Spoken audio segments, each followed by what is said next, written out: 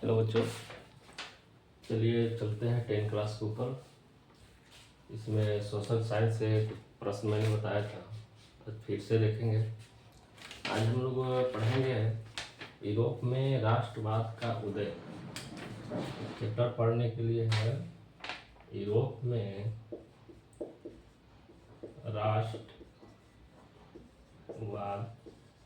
का उदय। तो इस चैप्टर से संबंधित प्रश्नों को देखेंगे, ऑब्जेक्टिव क्वेश्चन को।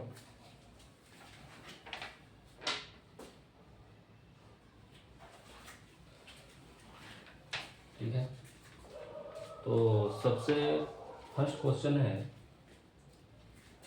किसी राष्ट्र के सामूहिक पहचान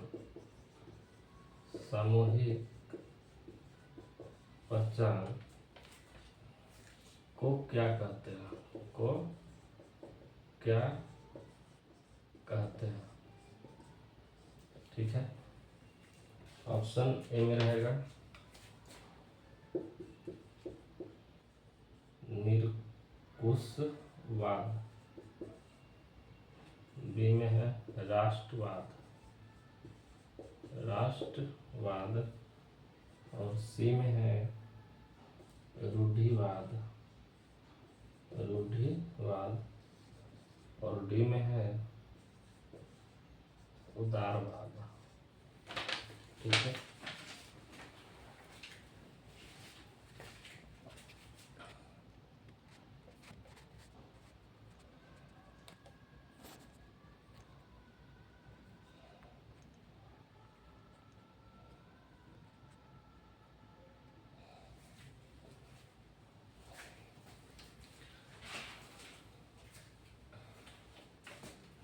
तो देखिए, कहता है किसी राष्ट्र की सामूहिक पहचान को क्या कहते हैं? निरंकुशवाद, या फिर राष्ट्रवाद, या फिर रूढ़िवाद, या फिर उदारवाद कहते हैं, है ना। चारों ऑप्शन में से एक सही उत्तर है, उसको टिक करने का है। तो सामूहिक पहचान के लिए क्या हो जाएगा? राष्ट्रवाद हो जाएगा। क्या हो जाएगा? राष्ट्रवाद, ऑप्शन नंबर ए, बी। ठीक है, अगला प्रश्न देखेंगे। अगला प्रश्न है, हेडिंग को भी मिटा देते हैं।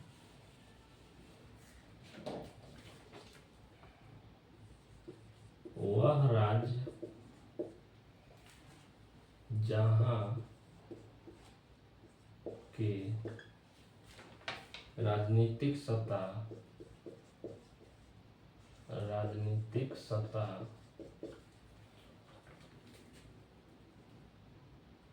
उसकी संस्कृति सत्ता से मिलकर बनती है, उसे क्या कहा जाता है? ऑप्शन ए में है कल्याणकारी, बी में है गणराज्य, सी में है राष्ट्र राज्य, ऑप्शन नंबर डी में है राजतंत्र। अभी प्रश्न को समझिए। कहता है कि वह राज्य जहाँ की राजनीतिक सत्ता इसकी संस्कृति से मिलकर बनती है, उसे क्या कहा जाता है? संस्कृति से मिलकर बना है ना, तो क्या हो जाएगा? राष्ट्र राज हो जाएगा। Option number C is right answer. Okay, अगला प्रश्न देखेंगे। अगला प्रश्न है,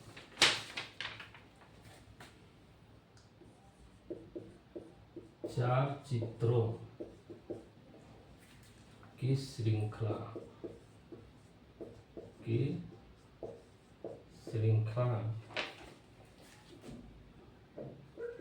किस कलाकार ने बनाई, जिसमें उन्होंने अपने सपनों का संसार रचा। ऑप्शन नंबर ए काल केसर और बी में है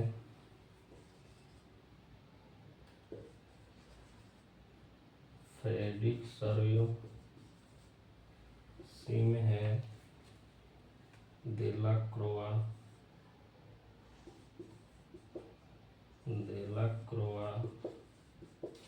ऑप्शन नंबर डी में है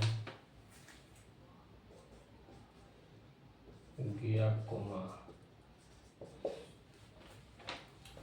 देखो यहाँ प्रश्न किया कि 4 चित्रों का श्रृंखला किस कलाकार ने बनाई, जिसमें उन्होंने अपने सपनों का संसार रचा। तो ऑप्शन ए में है कार्ल केस्पर, फ्रेडरिक सॉर्यो, देलाक्रोआ और गियाकोमा।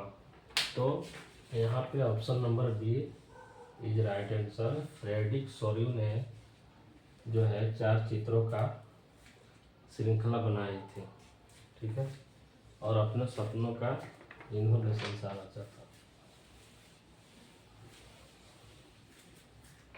ठीक है। नेक्स्ट क्वेश्चन है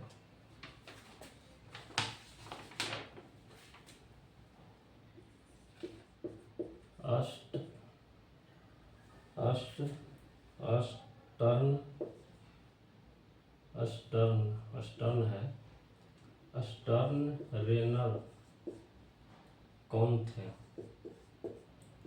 कौन था, इसमें लिखा है कौन थे। ऑप्शन नंबर ए में है फ्रांसीसी दार्शनिक से पूछा क्वेश्चन। बी में है जर्मनी दार्शनिक, सी में है रूस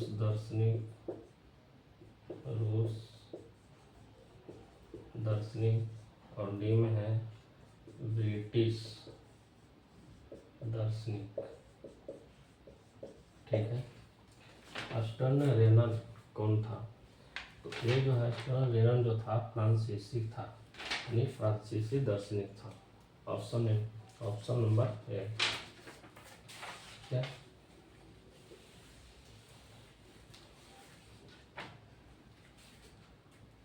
अगला प्रश्न देखेंगे। बोलता है निम्न में किन किन देशों ने मिलकर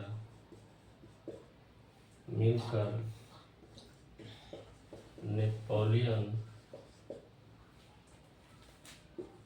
को पराजित किया।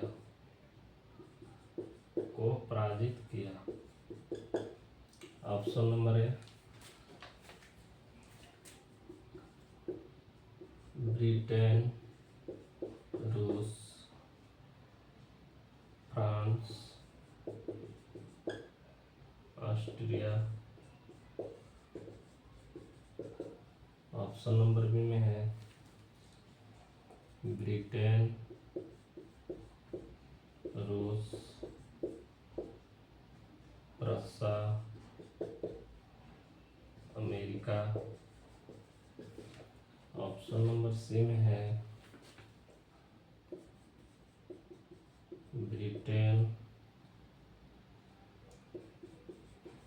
Germany, Italy France. Option number D में है ब्रिटेन, रूस, प्रसा, ऑस्ट्रिया। अब देखो, कहता है निम्न में से किन किन देशों ने मिलकर नेपोलियन को पराजित किया था। तो जो देश था कौन था? ब्रिटेन, रूस, फ्रांस और ऑस्ट्रिया था। यानी ऑप्शन नंबर ए, यानी 1 2 3 4 सभी में 4 4 है। तो ब्रिटेन, रूस, फ्रांस, ऑस्ट्रिया, ये 4 देशों ने मिल करके जो है नेपोलियन को पराजित किया था।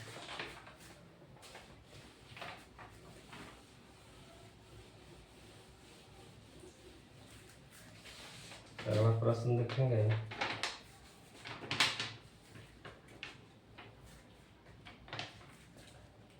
राष्ट्रवाद की पहली अभिव्यक्ति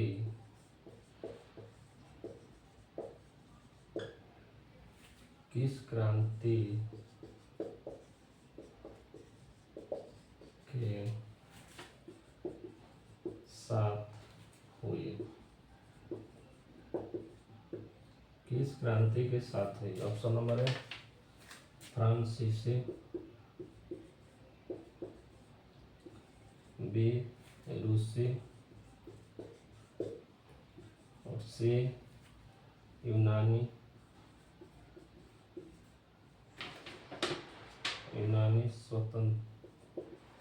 स्वतंत्रता संग्राम। Option number D anti. Anti का मतलब नन ऑफ दीज। कहता है राष्ट्रवाद की पहली अभिव्यक्ति किस क्रांति के साथ हुई थी? तो जो हुआ था फ्रांसीसी क्रांति के साथ हुआ था। किसके साथ हुआ था? फ्रांसीसी क्रांति के साथ हुआ था। ऑप्शन नंबर ए।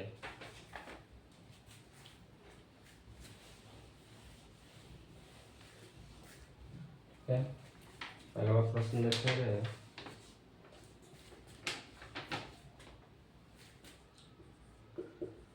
एकीकरण के बाद जर्मनी का सम्राट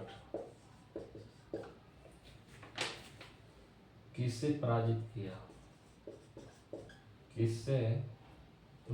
किसे घोषित, पराजित नहीं, किसे घोषित किया गया? ऑप्शन नंबर है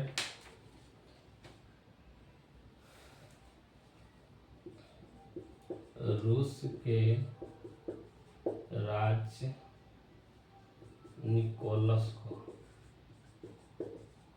ठीक है।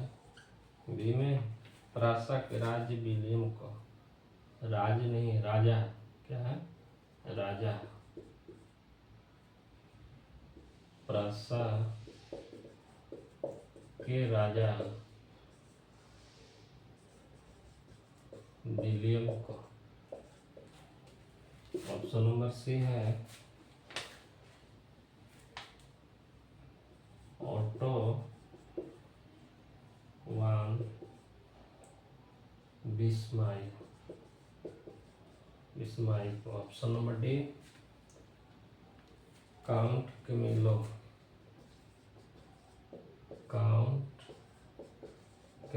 को। देखो, एकीकरण के बाद जर्मनी का सम्राट किसे घोषित किया गया? यानी जर्मनी का जो है सम्राट किसे बनाया गया? तो ऑप्शन नंबर बी सही होगा। प्रासा के राजा विलियम को बनाया गया था। विलियम को बनाया गया था। विलियम जो है प्रासा के राजा था, ठीक है। अगला प्रश्न देखेंगे।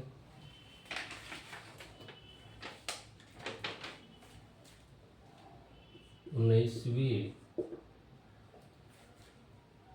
सदी के मध्य इटली कितने राज्यों में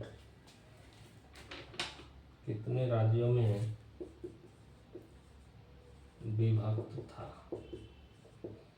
option number A 2, option number B 5, option number C 7, option number D 8। यानी 19वीं सदी के मध्य इटली कितने राज्यों में विभक्त था? तो ऑप्शन नंबर सी 7 राज्यों में इटली विभक्त था। ठीक है,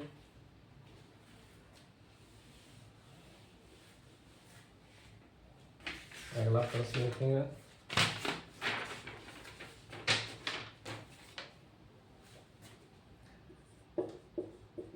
जर्मन वीरता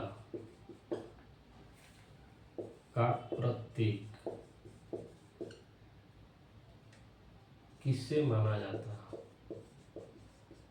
किसे माना जाता है? ऑप्शन नंबर ए देवदार, देवदार पढ़ते हैं। बी में बलूत, बलूत। सी में आके,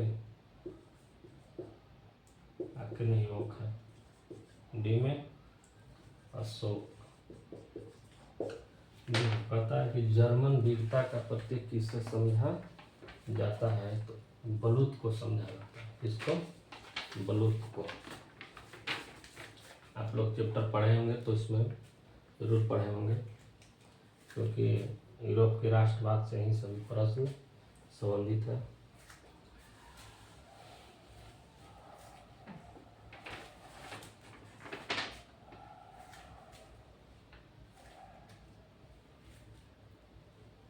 नेक्स्ट क्वेश्चन है,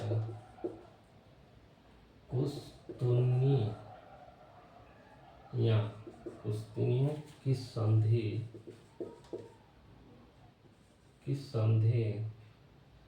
कब हुई?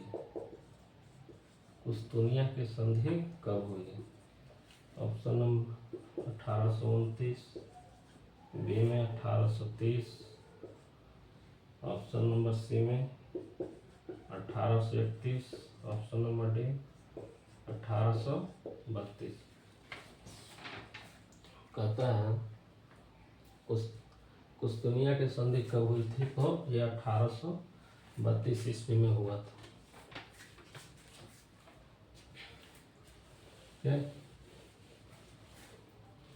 अगला प्रश्न देखेंगे।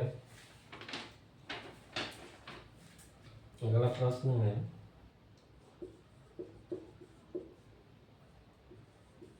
किसकी छवि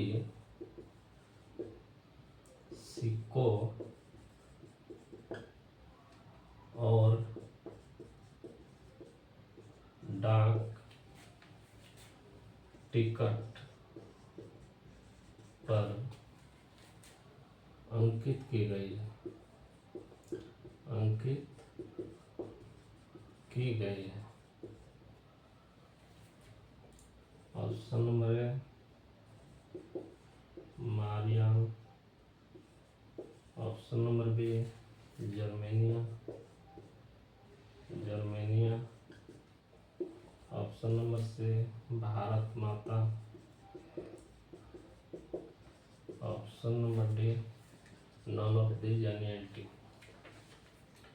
तो बोलता है क्वेश्चन, किसकी छवि सिक्कों और डाक टिकट पर है? तो डाक घर सिक्के, जो 1 रुपये 2 रुपये के सिक्के आते हैं उस पर, और डाकघर में टिकट मिलते हैं, उस टिकट पर किसकी फोटो है यानी छवि है? तो ये मारियान का है। किसका है? मारियान का। अगला प्रश्न देखेंगे।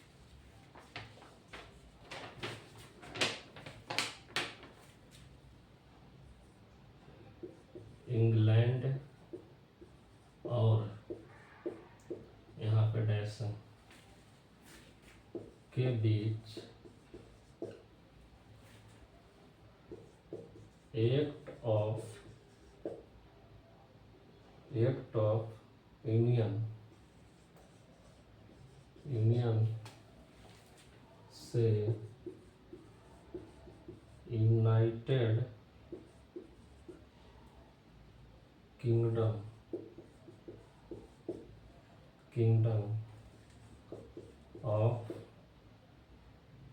ऑफ ग्रेट ब्रिटेन का गठन हुआ। ऑप्शन नंबर ए रूस, option number B France, option number C Scotland और ऑप्शन नंबर डी जर्मनी। देखना, इंग्लैंड और किसके बीच एक्ट ऑफ यूनियन से United Kingdom of Great Britain का गठन हुआ? तो किसका हुआ था? ये जो हुआ था स्कॉटलैंड का हुआ था, इंग्लैंड और स्कॉटलैंड के बीच।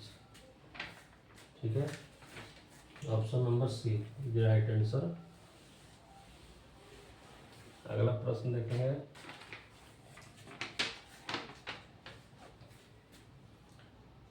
क्वेश्चन है, राष्ट्रवाद में एक निश्चित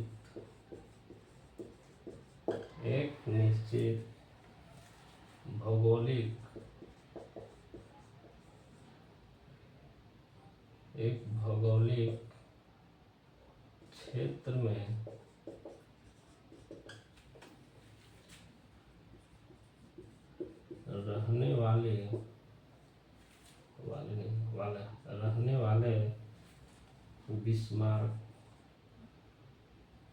रहने वाले बिस्मार्क कहाँ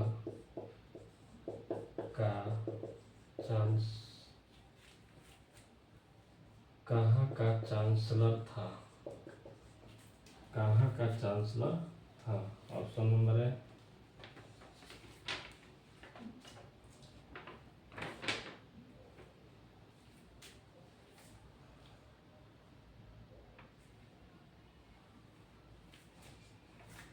क्वेश्चन गलत हो गया भाई।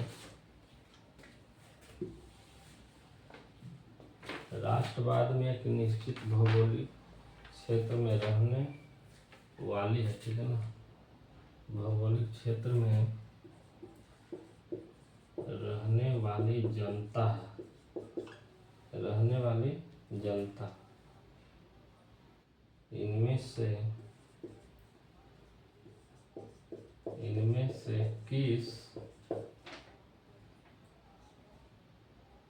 किसके द्वारा, है ना, जुड़ी होती है।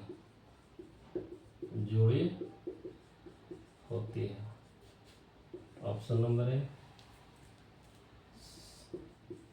समान संस्कृति, बी में समान इतिहास,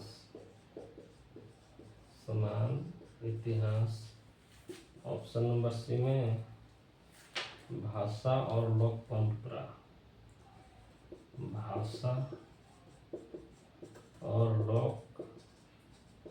परंपरा, ऑप्शन नंबर डी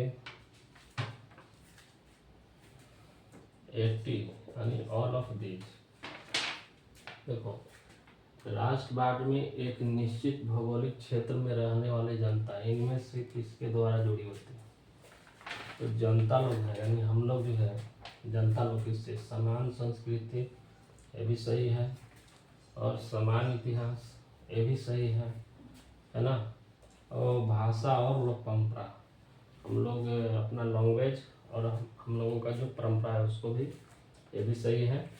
तो इसमें से तीनों जब सही है तो यहाँ पढ़िए 80 दिया, यानी इनमें से सभी ऐसे करके, यानी ऑल ऑफ दीज, है ना, तो ऑल ऑफ दीज होगा, यानी इनमें से सही सभी। तो option number D is right answer. Okay,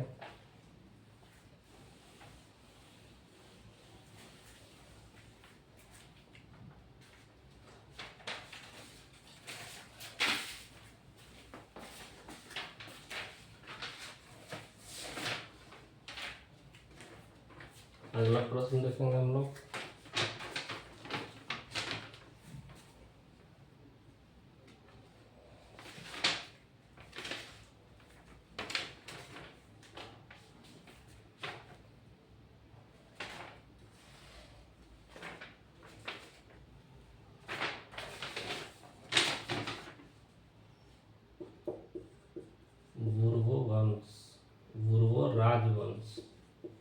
बुर्वो राजवंश का शासन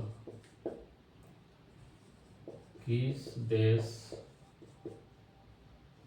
में था? बुर्वो राजवंश का शासन किस देश में था? ऑप्शन नंबर ए रूस, option number B Germany, option number C France, option number D Britain. तो कौन सा हो जाएगा? ए में रूस है, बी में जर्मनी है, सी में फ्रांस और डी में ब्रिटेन है। तो फ्रांस होगा। फ्रांस में बुर्वो राजवंश का शासन था। ठीक है।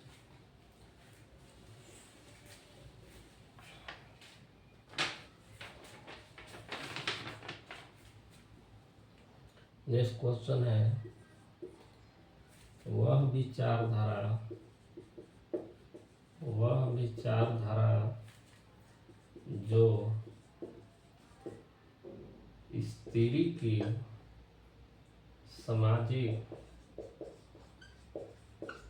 सामाजिक, आर्थिक एवं राजनीतिक समान पर आधारित हो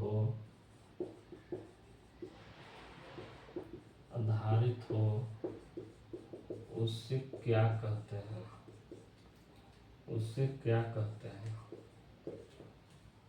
ऑप्शन नंबर ए नारीवाद, ऑप्शन नंबर बी विकासवाद, ऑप्शन नंबर सी समाजवाद, ऑप्शन नंबर डी महिला शक्तिकरण।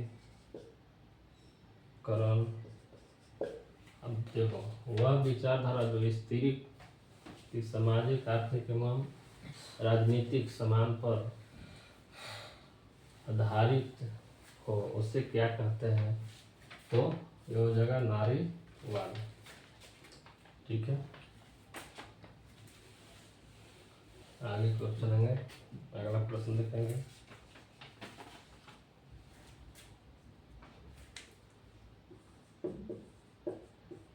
मार्सिले किस देश की राष्ट्रीय भक्ति गीत है? राष्ट्रीय भक्ति गीत है। ए में इटली, बी में जर्मनी और सी में रूस और डी में फ्रांस। मारिले किस देश का राष्ट्रीय भक्ति गीत है? तो ये हो जाएगा फ्रांस का। किसका हो जाएगा? फ्रांस का। ठीक है। अगला प्रश्न देखेंगे।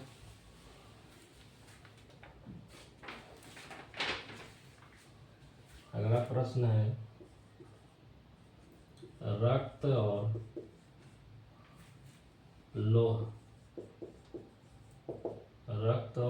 लौह की नीति का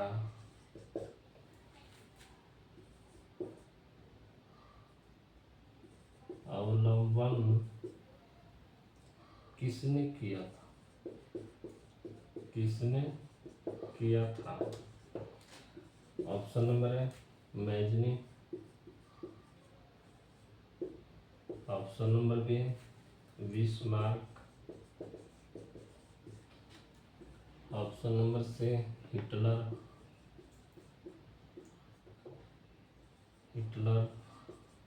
ऑप्शन नंबर डी काबुल। देखो, रक्त लौह का नीति का उल्लंघन किसने किया था? तो ये बिस्मार्क ने किया था। किसने? बिस्मार्क ने। ठीक है।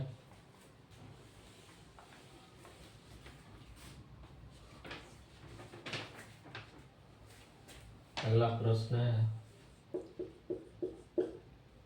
फ्रांस की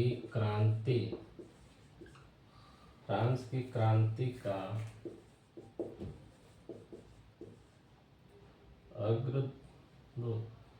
अग्रदूत किसे कहा जाता है? किसे कहा जाता है? ठीक है। ऑप्शन ए में डिद्रो, बी में नेपोलियन, सी में रूसो बोलते हैं, रूसो, इसमें रूसो दिया है, जिसमें जॉन लॉक। फ्रांस की क्रांति का अग्रदूत किसे कहा जाता है? तो रूसो को कहा जाता है। ठीक है।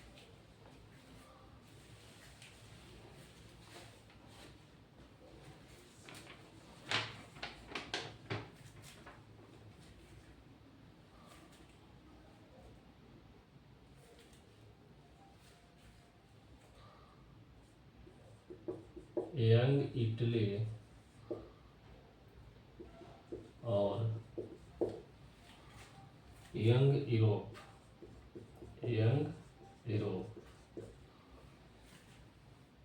नामक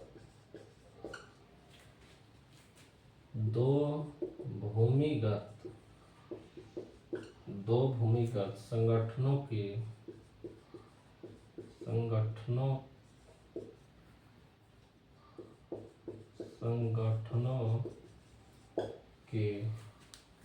स्थापना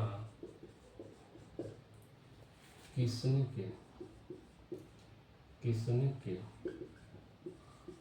ऑप्शन नंबर है Cavour. Option number B Bismarck. Option number C Garibaldi. Option number D Mazzini. Young Italy और यंग यूरोप नामक दो भूमिगत संगठनों की स्थापना किसने की थी? तो यह मैजनी ने किया। किसने? मैजनी ने। Option number D.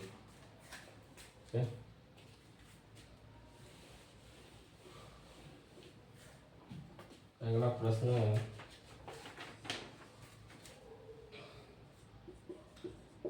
जब फ्रांस जीतता है तो बाकी यूरोप को सर्दी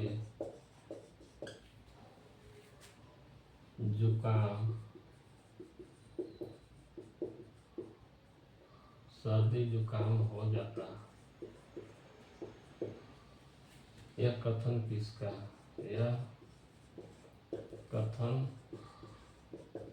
किसका है? ऑप्शन नंबर है Bismarck.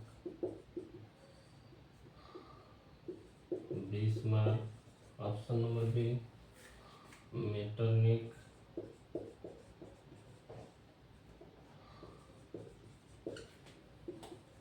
Option number C Napoleon. Option number D Mazzini.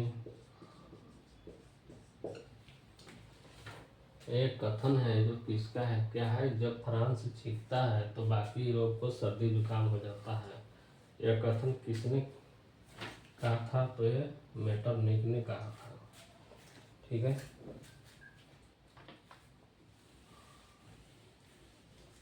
अगला प्रश्न देखेंगे।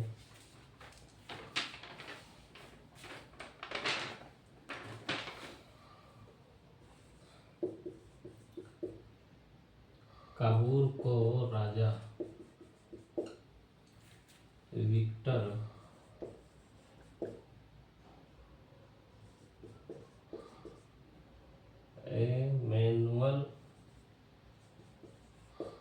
एमेनुअल द्वितीय ने किस पद पर नियुक्त किया? किस पद पर नियुक्त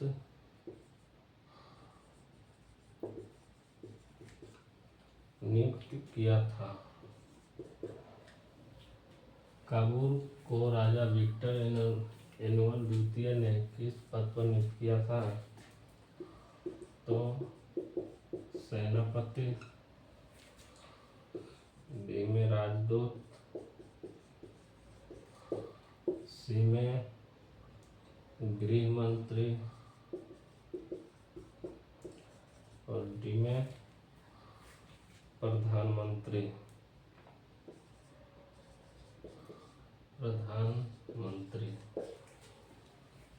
तो ये जो विक्टर जो है प्रधानमंत्री के पद पर नियुक्त हुआ था। इस पर प्रधानमंत्री के पद पर नियुक्त हुआ था। Option number D. ठीक है, अगला प्रश्न देखेंगे।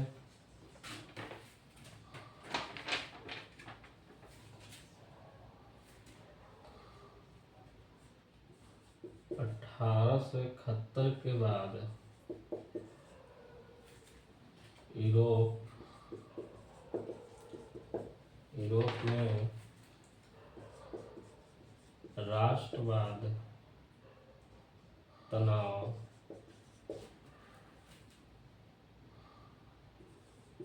का गंभीर स्रोत था। ऑप्शन नंबर है जर्मनी, ऑप्शन नंबर बी एशियाई क्षेत्र,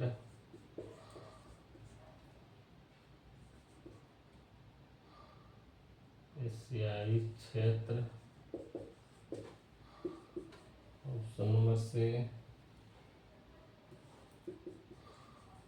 बाल्कन क्षेत्र, ऑप्शन नंबर डी ऑस्ट्रिया। देखो, 1871 के बाद यूरोप में राष्ट्रवाद तनाव का गंभीर स्रोत क्या था? तो ये एशियाई क्षेत्र तनाव था। सिर्फ ये था, एशियाई क्षेत्र के लिए तनाव था। ठीक है ना।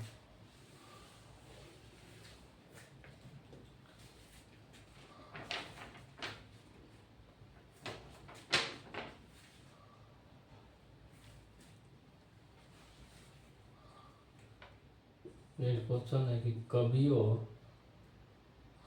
और कलाकारों ने यूरोपीय संहिता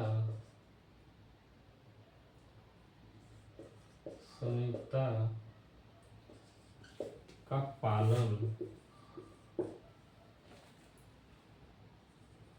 किस देश को बताया? किस देश को बताया? ए में यूनान, बी में फ्रांस और सी में रूस और डी में इंग्लैंड।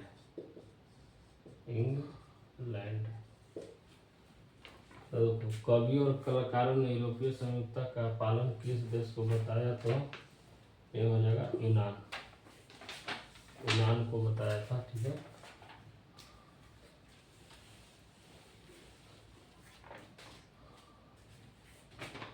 अगला प्रश्न देखेंगे।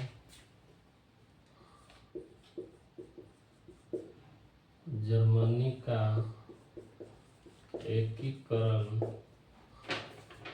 कब पारित हुआ? कब पारित हुआ? जर्मनी का एकीकरण कब पारित हुआ? ए में 1870 में, बी में 1871, सी में 1861 और डी में 1860। जर्मनी का एकीकरण कब पारित हुआ था? तो 1871 ईस्वी में जर्मनी का एकीकरण पारित हुआ था। ठीक है। अगला प्रश्न,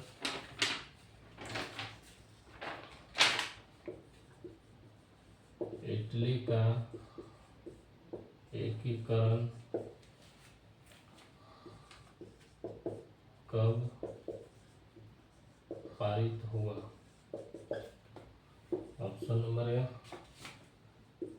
1861, option number B 1862, option number C 1861 और ऑप्शन नंबर डी 1870। जर्मनी के कितना हुआ था? 1871 है ना, तो इटली के कितना हो जाएगा? 1861। Option number A 1861। ठीक है।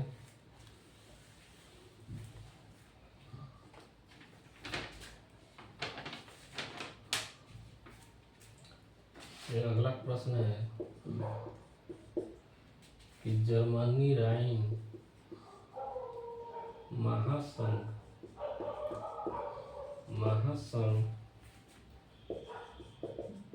की स्थापना किसने की? किसने की? ए में नेपोलियन, बी में हिटलर, सी में बिस्मार्क, और डी में काबुल। देखो, जर्मनी राइन महासंघ की स्थापना किसने किया था? तो ये नेपोलियन ने किया। ऑप्शन नंबर ए नेपोलियन ने किया था। ऑप्शन नंबर ए।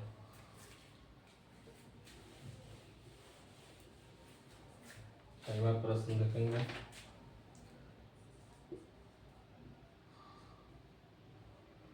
चार्टिस्ट आंदोलन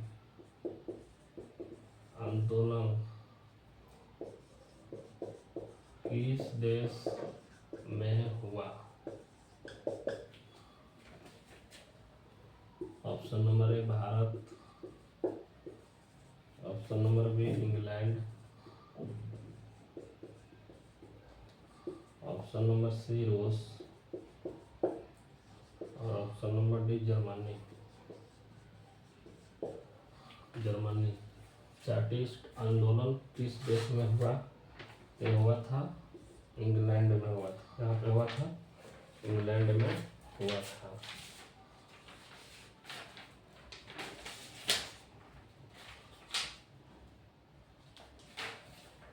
कहाँ पे हुआ था? इंग्लैंड में हुआ था। ठीक है। अगला प्रश्न है सामाजिक उपबोध नामक पुस्तक के लेखक कौन थे? ऑप्शन नंबर ए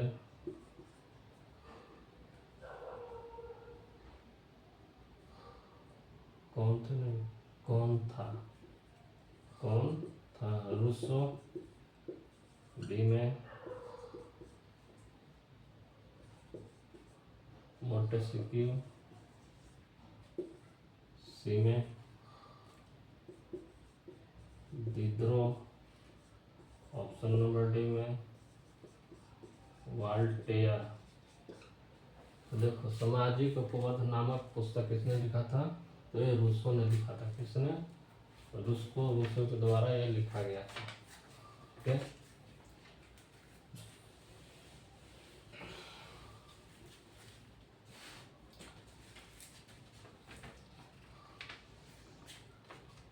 अगला प्रश्न है शुल्क संघ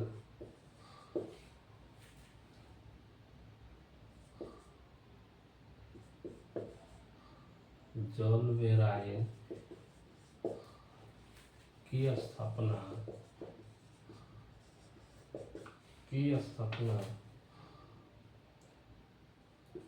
किसकी पहल पर की गई? ए में प्रासा, बी में फ्रांस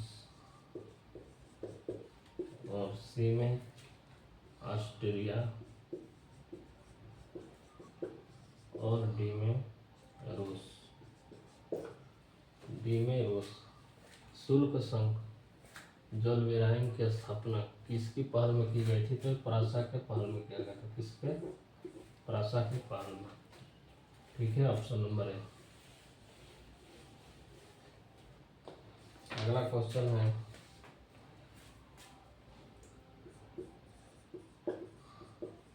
बिस्मार्क जर्मनी का चांसलर कब बना?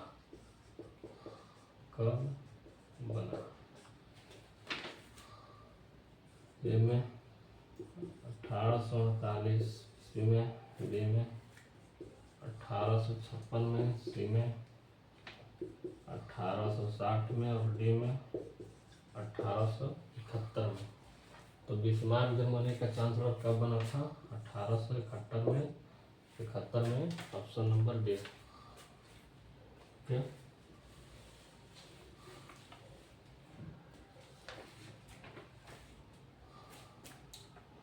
लास्ट प्रश्न है पहले तुम मनुष्य हो, है ना? पहले तुम क्या हो? मनुष्य हो। उसके बाद किसी देश के नागरिक या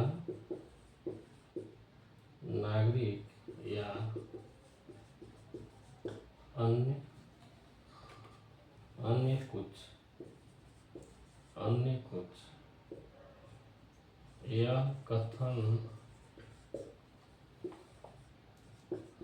किसका है? ऑप्शन नंबर है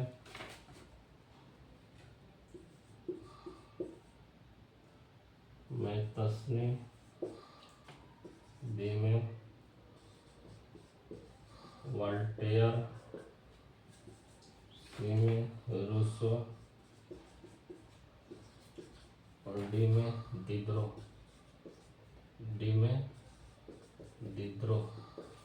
देखो अली पूछता है, ये कह रहा है क्वेश्चन कि अब कथन किसका है।